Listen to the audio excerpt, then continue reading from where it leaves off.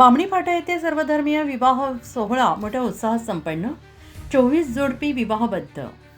सध्या महागाईच्या काळामध्ये महागाई मोठ्या प्रमाणात वाढत चालली आहे. कोणत्याही व्यक्तीला विवाहासाठी न परवडणारा खर्च लक्षात घेऊन वेळ आणि आर्थिक खर्चाला बगल देत विवाह सोहळे करणे ही काळाची गरज आहे. श्री संत गाडगेबाबा बहुउद्देशीय सेवाभावी संस्थेच्या माध्यमातून गेल्या 15 वर्षापासून हदगाव तालुक्यातील बामणी फाटा येथे सर्वधर्मीय सामुदायिक विवाह मेळावा आयोजित करण्यात येत असतो.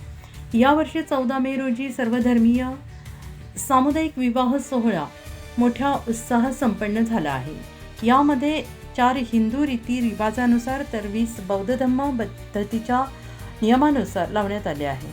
संस्थेच्या वतीनं वधूवरांना साहित्यासाठी भेटवस्तू प्रमाणपत्र मेळाव्याचे आयोजक सुनील भाऊ बुराटे यांच्या हस्ते देण्यात आले.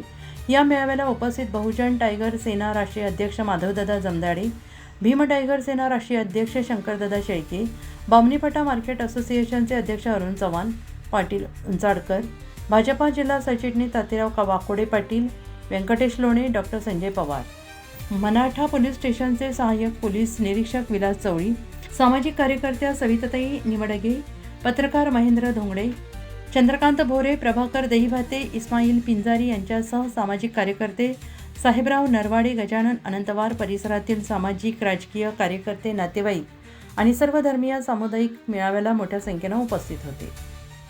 श्री संत गाडगेबाबा बहुउद्देशीय सेवाभावी संस्थेच्या वतीनं दरवर्षीप्रमाणे हे 15वा युवा मेळावा असून यावर्षी बुद्धिस्ट जोडपे हे 20 झालेले आहेत आणि आंतरजातीय जोडपे म्हणजे हिंदू धर्मीय हे 4 झालेले आहेत. एकूण म्हणजे 24 जोडप्याचा हा सामुदायिक विवाह संपन्न झालेला आहे.